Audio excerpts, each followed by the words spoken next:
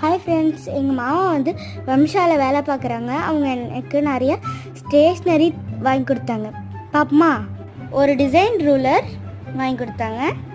இதில் சூப்பரான ஃப்ளவர்ஸ் மாதிரிலாம் வரும்.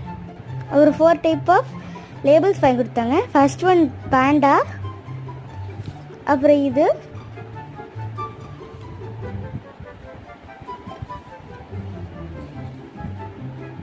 Minion tip pencils, donut erasers வாங்கி கொடுத்தாங்க. பார்க்க டோனட் மாதிரியே இருக்கும், ஆனால் இது இரேசர். சூப்பரான ஸ்லைம், ஸ்க்ராட்ச் பேப்பர் நோட் என்னோடய ஃபேவரட், கலராக சூப்பராக எழுதுது.